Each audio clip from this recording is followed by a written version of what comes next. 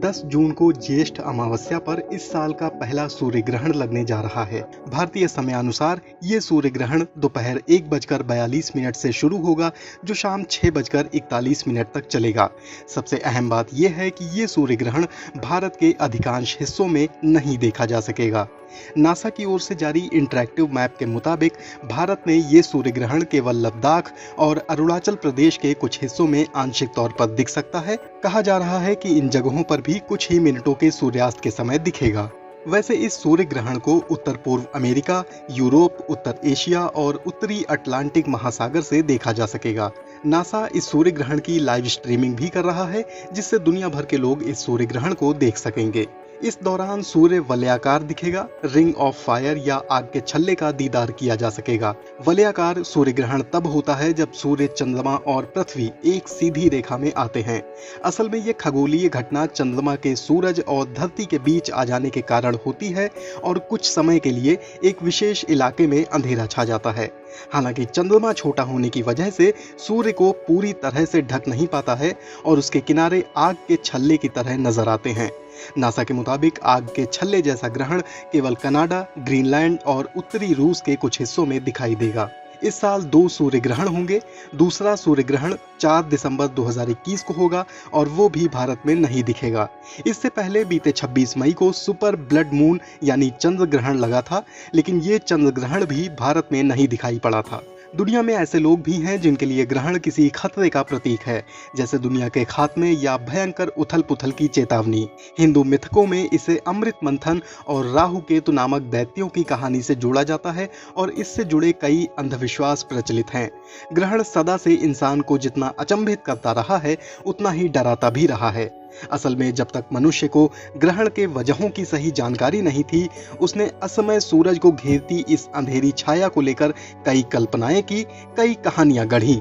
17वीं सदी के यूनानी कवि आर्किलकस ने कहा था कि भरी दोपहर में अंधेरा छा गया और इस अनुभव के बाद अब उन्हें किसी भी बात पर अचरज नहीं होगा। मजे की बात यह है कि आज जब हम ग्रहण के वैज्ञानिक कारण जानते हैं, तब भी ग्रहण से जुड़ी ये कहानियां और ये अंधविश्वास बरकरार हैं। कैलिफोर्निया की ग्रिफिथ वेधशाला के निदेशक एडविन क्रब कहते हैं, 17वीं सदी के अंतिम वर्षों तक भी अधिकांश लोगों को मालूम नहीं था कि ग्रहण क्यों होता है या तारे क्यों टूटते हैं।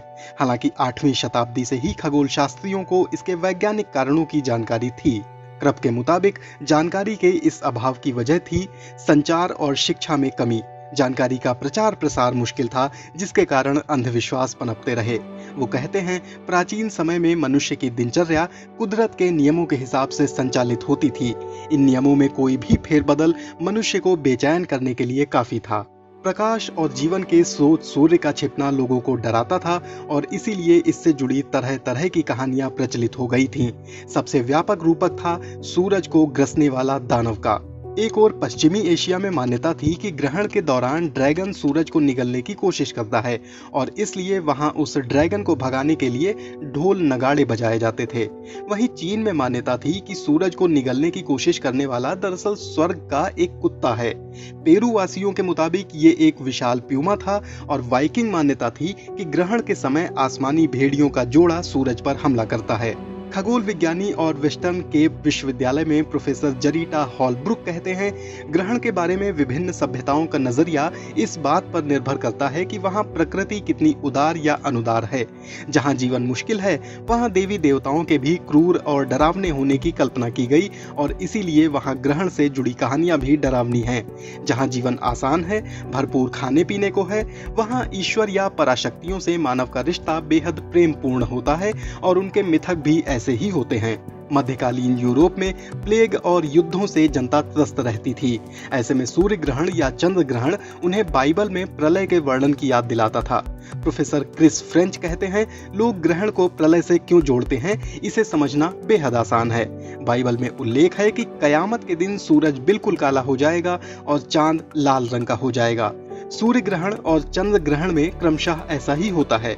फिर लोगों का जीवन भी छोटा था और उनके जीवन में ऐसी खगोलीय घटना बमुश्किल एक बार ही घट पाती थी, इसलिए ये और भी डराती थी।